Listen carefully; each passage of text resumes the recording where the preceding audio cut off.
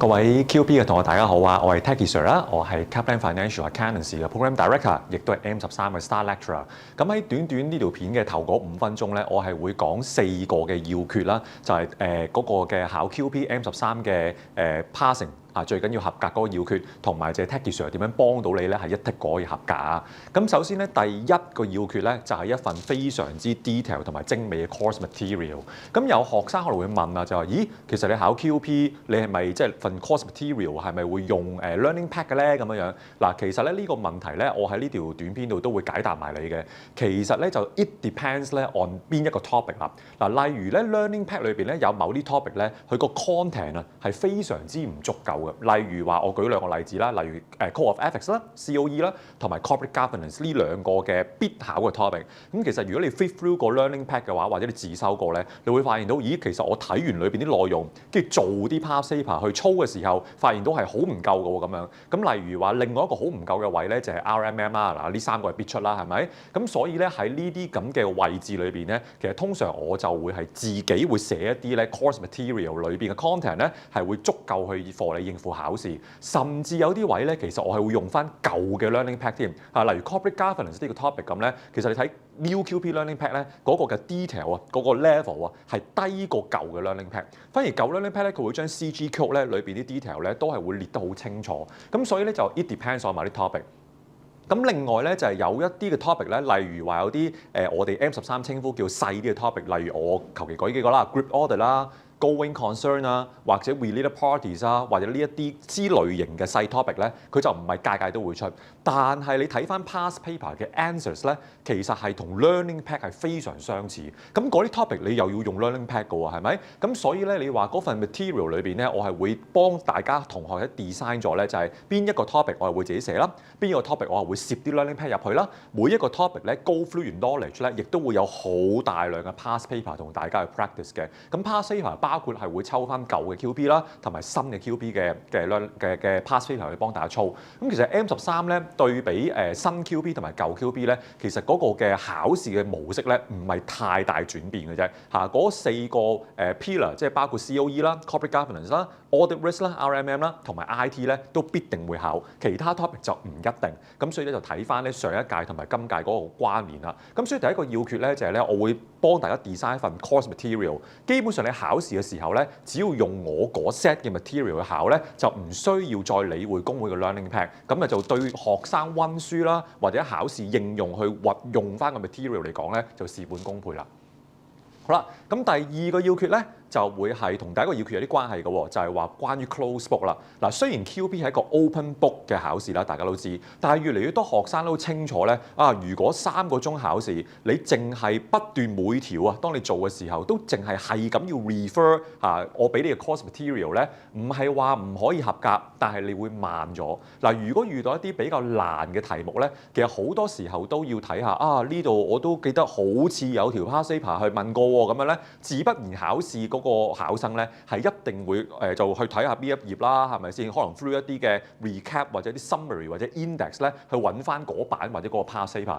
嗱，咁樣做咧其實係無可厚非嘅，因為其實淨係講一科嚟講咧，實在太多嘢要記啦。嗱，個關鍵位就係咧，有好多以前合格過嘅學生咧，佢都同我分享翻就係話我合格咗咧，當陣時3個鐘去考試咧，佢係一望條題目已經好短時間，短係講緊1-2分鐘內已經能夠去鑑定到咧，究竟嗰條題目我係要自己寫答案啦，定係要 refer material？ 例如話有一啲嘅 area 你係永遠都唔可以 refer material， 例如係 risk assessment。佢每一次問你 assertion level risk 咧，每一次個題目嘅數字唔同啦，文字唔同啦，已經可以將成個答案嘅方向扭轉。咁所以咧喺某啲嘅界別咧，或者某啲嘅題目咧，佢一望，因為佢好熟嗰份 material 啦，好熟個 style 咧，佢一望就知道呢條可以 refer 某條 past paper 都幾似喎，但係某一條咧我係完全唔可以 refer。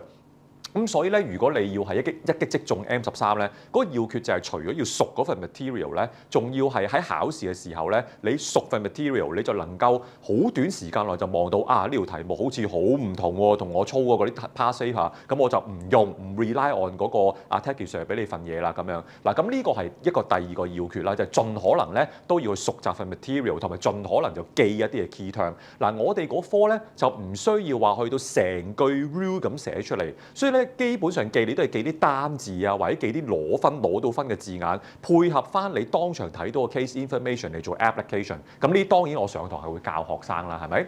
好啦，咁第三個要訣咧就係關於嗰個 hot topic。嗱，其實公會咧而家為咗咧幫學生咧更加係一擊即中啦，希望大家都一剔過咧，佢係會喺考試前大概1個月再多啲啦，有時候就會 issue 一個 hot topic list 嘅。嗱，咁但係咧 hot topic 咧對於學生嚟講咧就有啲謬誤啦。就以為，咁我咪等到佢 release hot topic，咁我淨係溫佢 hot topic list 嗰啲，咁咪可以合格咯。嗱，呢一個謬誤咧，我相信好多學生咧都已經係因為佢唔係玩第一屆啦，已經釐清咗咧。齋溫 hot topic，其實個 list 嘅第一句都 remind 啲學生咧，唔好淨係齋溫個 hot topic list。嗱，hot topic 嘅用處只不過係咧，你由報咗名考試啦，開始溫咯，溫咗大概2個零月咁咧，佢就 release 個 hot topic。咁你又睇下個 hot topic list 咧，有冇一啲嘅 topic 係，咦，我之前嗰2個幾月係冇乜點掂過嘅喎，咁我嚟緊剩翻嗰個月咧就可以去即係着重去溫翻多啲個 hot topic list 嘅嘢。舉個例子，例如有一屆咧，佢無啦啦列咗一個 HKSA 好冷門啊，叫250。Non-compliance with laws and regulation 呢個係好少出現嘅。喺嗰屆列之前咧，係講緊7年前先至出過1次咁大把。咁所以咧，當然你上堂個老師未必會即係好 touch in deep 啦 with 個 standard。但係個 hot topic list 一出，咁個老師一見到就哇呢個好冷門喎咁樣咧，我就會即場喺個 course 度咧就補翻一啲嘅內容咧教翻啲學生。咁當然嗰屆咧嗰個250咧係真係都救翻不少學生一條命喎。係啊，真係可能攞翻有8分。6分至8分嘅 EC mark，佢出嗰個形式咧，同埋7年前嗰個 past paper 咧係差不多。咁所以咧，學生嚟講咧，你話要揾即係假設有呢啲攞到分嘅 core topic 啦，但係你又好難 locate 到有咩 past paper 出過咧。對於自修生嚟講咧，就係好難去攞到呢分。咁但係有我幫你嘅話咧，我就會 provide 晒所有譬如舊 QP 啊，甚至舊制嘅 final exam 啊嗰啲嘅 past paper 咧，能夠 show 俾你睇。嗱，呢啲冷門嘢咧，以前係咁樣出過嘅。咁嚟緊你呢屆會再出咧，就大概係咁樣出。咁咧 M13個 hot topic list 嘅 coverage 咧，約莫係每份卷嘅7成左右，咁即係有3成嘅分數，大概30分咧，唔係來自 hot topic 嘅。仲有一個嘅特色咧，就係咧，佢個 hot topic list 咧唔會全部都出晒嘅，但係都七七八八㗎啦。即係如果佢列咗大概10個topic 咁咧，起碼有8個咧或以上係會出嘅。咁啊可能得1兩個即係列咗咧，最尾係冇出到，但係佢列咗你都唔敢唔温啦，係咪？咁所以基本上咧你預嗰度有70分啦。咁所以咧學生角度嚟講，我從來都唔會叫學生咧就係你就要温咗 hot topic 攞嗰70分。你70分嘅 hot topic 裏邊攞到50分咧，其實對學生嚟講係非常非常困難嘅，因為 QP 唔係一個易考嘅考試。哇，70分俾你攞到50分係非常犀利。咁所以我唔會叫學生話淨係 focus on 個 hot topic list 咯。所以 hot topic 你固之然要熟啦，另外30分咧係來自其他佢冇列過去大會考嘅。咁所以咧，我教學嘅方針咧就係咧，你哋開始報考試名冇幾耐，我就開始上堂啦。去到 hot topic 咧出嗰下咧，其實我差不多將成個 course 嘅90至95% 嘅嘢咧都教晒你。咁所以變相你就唔需要擔心咧佢 hot topic 列啲乜嘢，因為大部分嘢你都學過晒咯，係咪先？咁所以呢個咧你就唔使擔心。好啦。咁第4個要訣最後咧就係關於個 prediction。嗱，咁有啲學生都會係即係就話同問個老師啦，例如話你教嗰科咧，其實有冇辦法可以有效地去估到我今屆考啲乜嘢嘢咧？咁樣咁當然有 hot topic 嘅幫助係會易咗嘅。咁但係個 hot topic 有時列出嚟咧，真係得個 topic 名，例如 going concern。咁 going concern 可以問好多範疇噶嘛？你係問個 risk 啊，定係問 procedures 啊，定係問嗰個 audit opinion 咧？佢唔會再寫嘅喎。咁所以咧，其實你話齋靠 hot topic 去貼題目咧，係比較有難度嘅。但係 M13咧有啲特色，例如舉個例子，有一屆嘅 past paper，佢嗰個嘅examiner set 咗某個 topic，咁啊問咗啲嘢啦咁樣。佢咧喺個答案嘅，譬如佢列咗10個 point 咁啦，佢喺最尾有個 point 咧輕輕賴過一啲咧同題目唔係太有關嘅嘢。咁咧其實嗰度係嗰屆係1分嘅啫，但係呢一個 point 咧可以係俾下一屆嘅 examiner 咧再寫多幾分按嗰個 point。咁所以咧呢個位就係其中一個特色咧，就係 M13嘅 examiner 出卷者咧係會 review 啲 past paper， 見到咦嗰一屆呢樣嘢又冇乜點樣大規模問過喎，幾值得問嘅喎，咁我下一屆再寫多幾分。嗱咁我咧就會上堂咧幫啲學生咧，例如話講到嗰條 past paper， 我會 remind 佢哋啦。嗱呢個 point 你留意咯，下一屆你考嘅時候咧個 examiner 有機會捉住呢樣嘢再發大嚟問多幾分。嗱咁嘅話咧就係其中一個 prediction。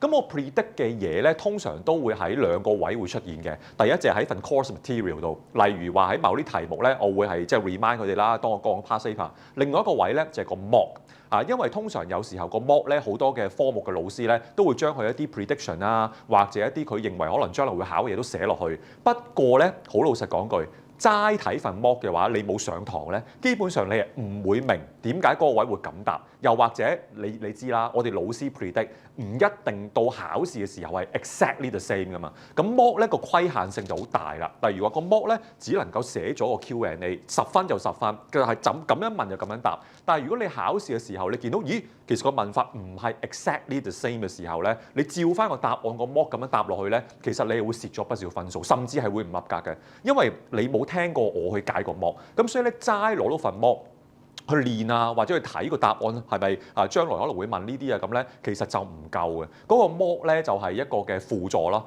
你要上咗堂咧跟過我幾十個鐘啦，解晒所有 topic 同埋解晒啲 past paper 點樣咁玩嘅時候，再加埋份 mock 咧，咁就事半功倍咯。嗱咁所以咧我就介紹呢4個要訣啦，就係再最尾 summarize 一次，就係話一份靚仔嘅 course material 啦，跟住第二樣嘢就係話盡量可以當 close book 去記多啲咧，咁你當場抄書時間少啲咧，咁就會答得快啲啦。第三就係話個 hot topic 嘅應用啦，唔好淨係溫 hot topic 啦。第四就係點樣咧 Teddy Sir 幫你 predict 咧將來 M13會考啲乜嘢。嗱咁根據我呢個4個要訣，再加埋你肯勤力努力去上堂去留心聽書咧，其實一剔個 QP 係絕對冇問題嘅。嗱咁咧呢條片咧，其實呢一個 point 咧就去到呢個地步啦。咁但係你又唔好離開喎，因為剩餘條片嘅內容咧都會講一啲咧同 M13非常有關嘅資訊，絕對可以幫到你咧去了解呢科更加多，同埋點樣一剔過 pass M13。咁希望咧喺 Teddy Sir 嘅堂裏邊咧係會見到大家，希望讓我去幫你一剔過咧去合格pass M13，等你咧可以咧去 next 嘅 next 嘅 milestone 啦，甚至去到 capstone 嘅考試啦。好啦，咁多位同學頭先咧睇到 Teddy Sir 咧教你4個pass M13嘅小 tips 之外咧，之後我哋就要睇下呢個 one year rule updates 啦。咁呢一個嘅 updates 咧就係 cover 6月你見到同埋12月2026嘅 exam sections 嘅。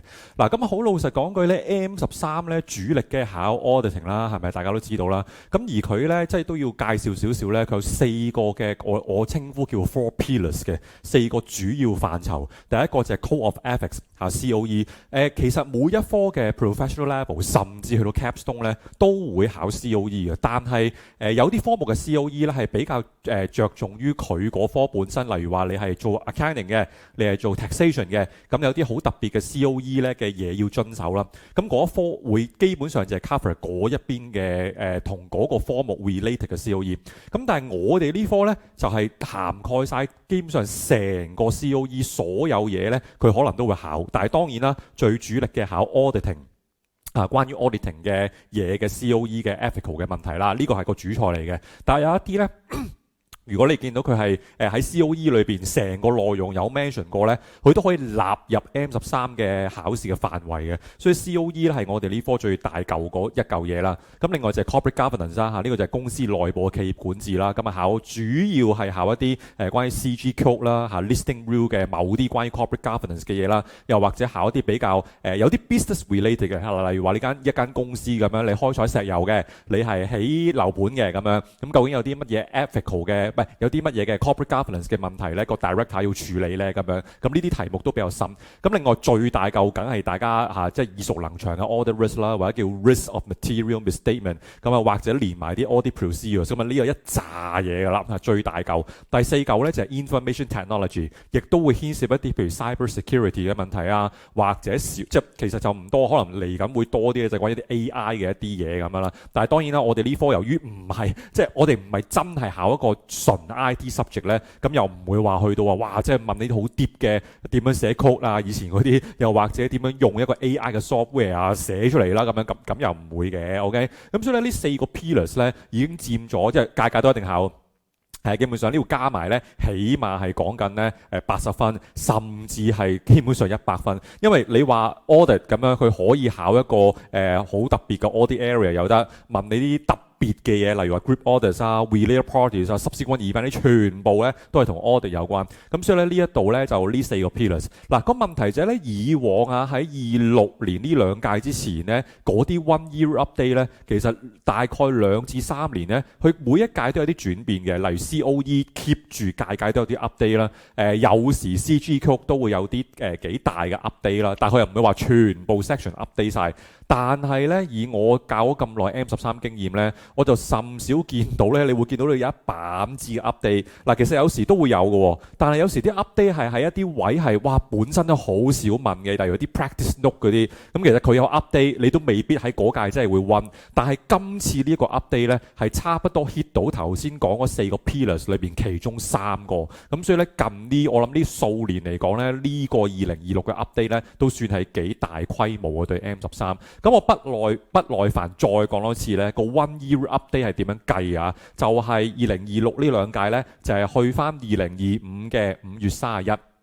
呢個係個 cut off point 嚟㗎。咁跟住喺2025，即係再對翻上2024嘅7月1號啦，去到2025嘅2024嘅6月1號啦，去到2025嘅5月31。呢一年裏邊咧，所有喺 handbook 啊或者 listing rule 啊裏邊咧係有講過 amendment 嗰啲或者 revision 嗰啲咧，我哋都要納入呢個 one year update。咁但係個呢啲咁嘅 standard 咧，有時有啲 effective day 噶嘛。咁個 effective day 咧就係2026嘅10月31號之前。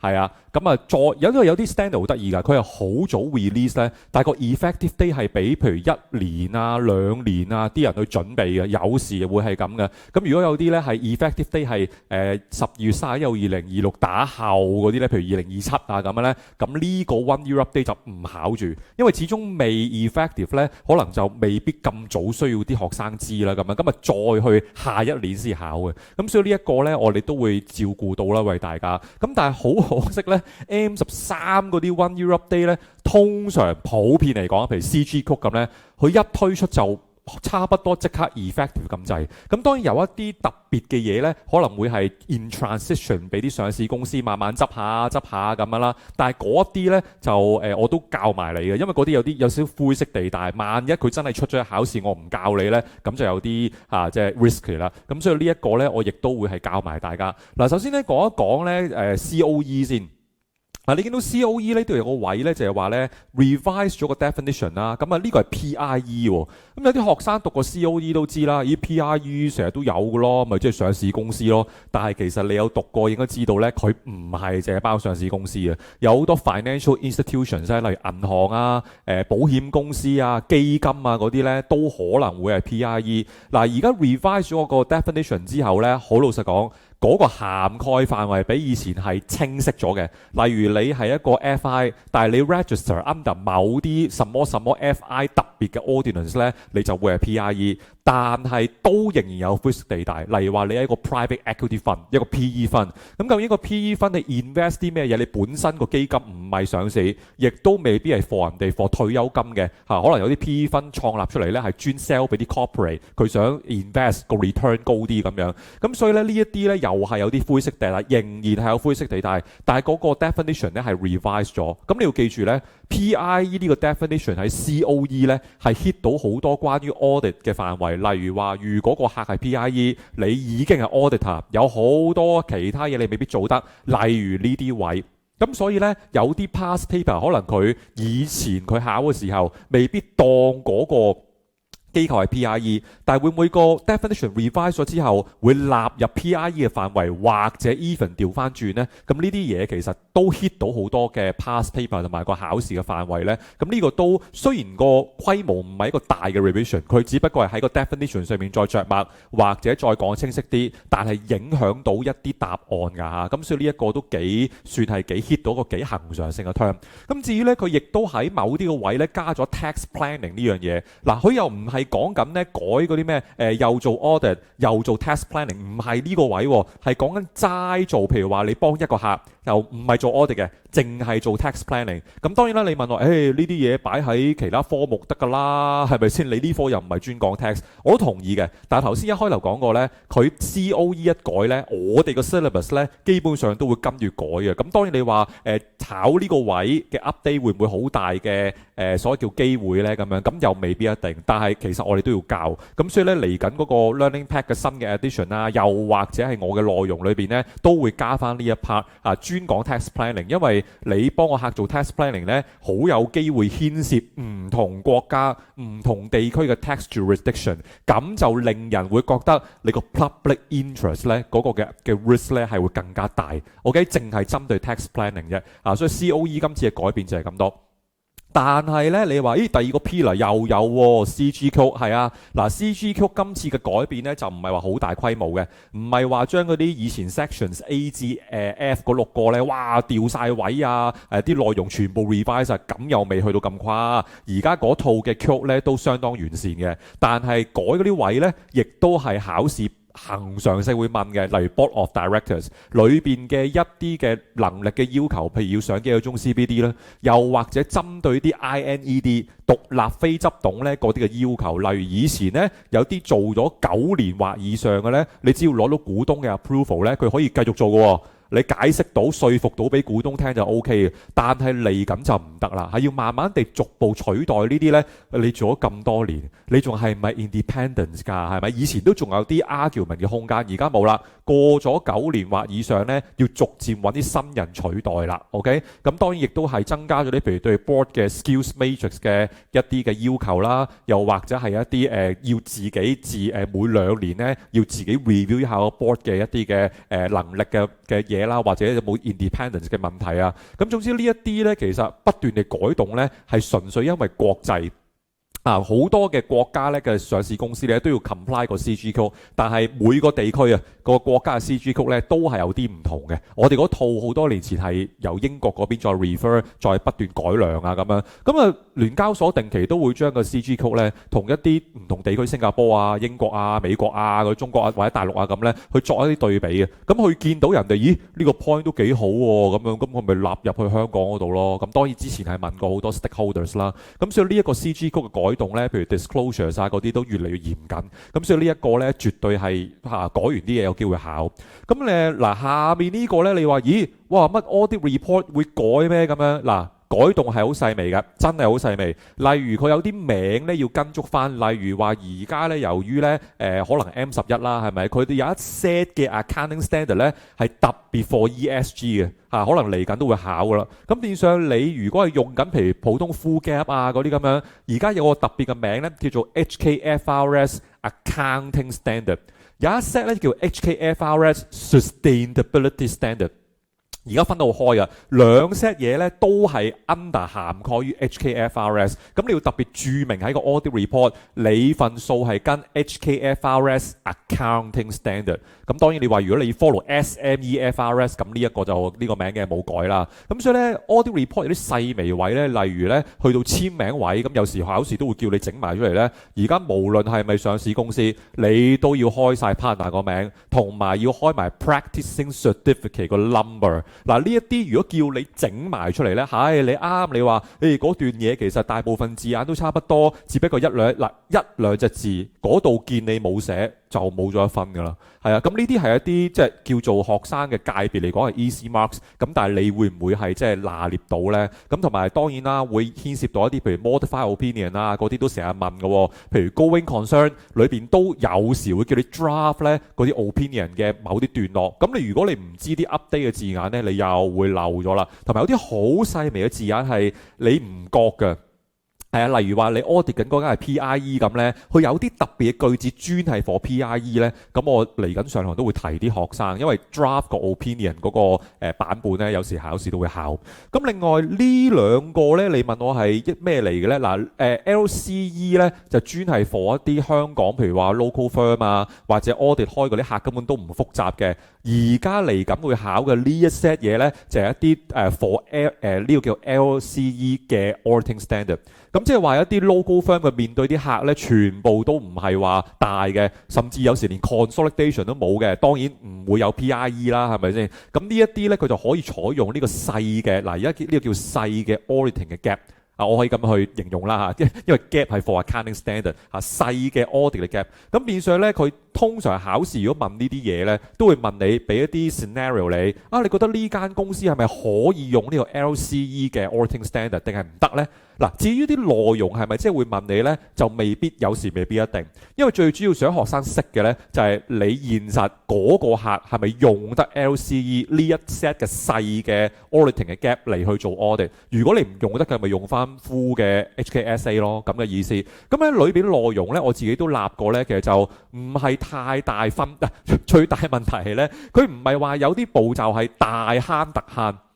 佢唔係咁嘅意思，佢只不過係將咧成個 HKSA 每一個位置，譬如set 個 audit materiality 啊，又或者 RMM 啊嗰啲，佢將啲精髓抽出嚟。因為成個 full 嘅 HKSA 咧，不外乎一定會包咗好多咧，係針對大公司、針對一啲 PIE 或者 listed company 咧，佢 audit 嘅要求。咁係咪將嗰啲全部 delete 咗佢，擺到變成係一 set 嘢？咁你所以呢個 LCE 嘅細嘅 audit gap 咧，亦都係會係有好多版嘅，但係就將成個 audit flow， 即係你學過咁多以前嘅 auditing standard， 佢共嘢一爐變成一 set 嘢。咁你要睇就淨係睇嗰 set 嘢咁咯。但係唔代表裏邊有啲嘢咧，譬如話咁係咪即係個 Mac level 可以唔 set 啊？咁又唔係喎。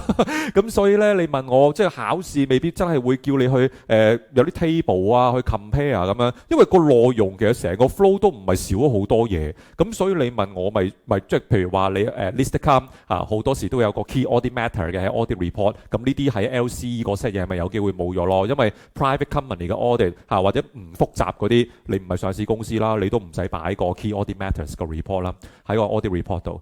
呢一個咧亦都係行業嘅轉變。